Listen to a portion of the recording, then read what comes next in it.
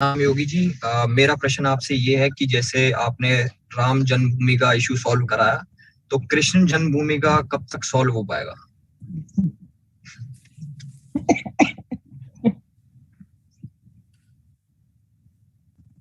मैं सबसे पहले धन्यवाद दूंगा आप लोगों को, जब आप सभी लोग प्रत्यक्ष और अप्रत्यक्ष रूप से हम लोगों के बचाव में सोशल मीडिया प्लेटफॉर्म का भरपूर उपयोग करते हैं।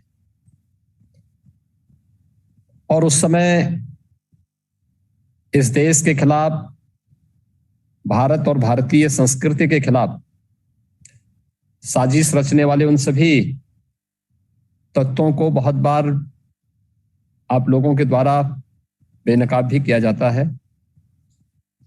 कोई दो राय नहीं कि सोशल मीडिया प्लेटफॉर्म की आज के दिन पर ताकत का एहसास हर एक सरकार को भी है और समाज को भी है। स्वाभाविक रूप से अपनी बात को प्रभावी ढंग से रखना और विरोधी की झूठ का पर्दाफाश भी करना, इसको बखूबी हम लोगों की ओर से सरकार की बहुत सारी चीजें ऐसी होती हैं जो सरकार सीधे नहीं बोल सकती, लेकिन तथ्य होने के साथ आप लोग उसको बहुत मजबूती के साथ रखते हैं और उस झूठ को बेनकाब भी करने का कार्य करते हैं। मैं सबसे पहले तो आपको धन्यवाद देता हूं, आप सभी लोगों को। 10-12 जो हमारे इस सोशल मीडिया प्लेटफॉर्म से जुड़े हुए इन्फ्लुएंसर हैं, उन सबके साथ आज उनके कुछ बातें मेरे सामने आई हैं। मैं धन्यवाद दूंगा उनको भी, और जो लोग अपनी बात नहीं रख पाए हैं, अगली बार जरूर उनसे मैं अपनी बात को शेयर करूंगा या उनकी बातचीत उनसे संवाद करूंगा। देखिए, सरकार जो प्रधानमंत्री मोदी जी ने 2014 में सरकार बनाने के पहले देश को एक स्लोगन दिया था। लोगों ने पूछा था 2013 में मोदी जी से कि आखिर आप 2014 में अगर सरकार बनाएंगे और उसके मुखिया बनेंगे तो आप क्या करेंगे? तो उन्होंने उस समय केवल 2 शब्द दिए थे, सबका साथ, सबका विकास का।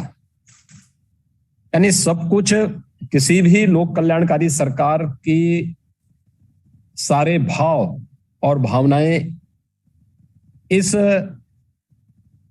दो शब्दों के इस स्लोगन में समाहित हो जाता है।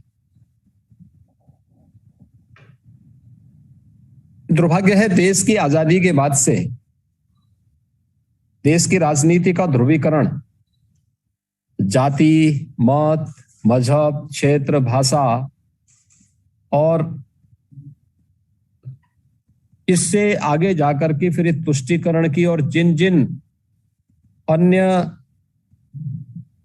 उन भावनाओं के साथ होते हुए जिसने इस देश की पुण्य क्षति की और अंततः भारत और भारतीयता के पुण्य क्षति की है, उसके तंग दायरे में कैद होकर के हो गई थी। प्रधानमंत्री मोदी जी ने उस तंग दायरे से उसे निकाल करके एक नए भारत का एहसास कराया है।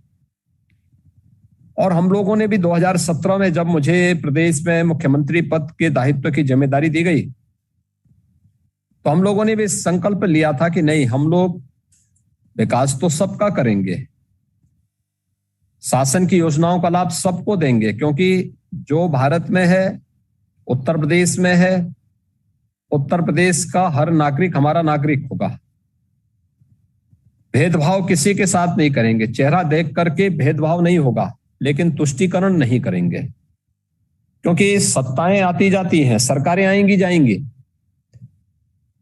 मैं ये भी जानता हूं कि मुझे हमेशा यहां नहीं रहना है, और मैं ये भी जानता हूं कि जिसने जन्म लिया उसको एक दिन मरना भी है। लेकिन हम अपने उन मूल्यों,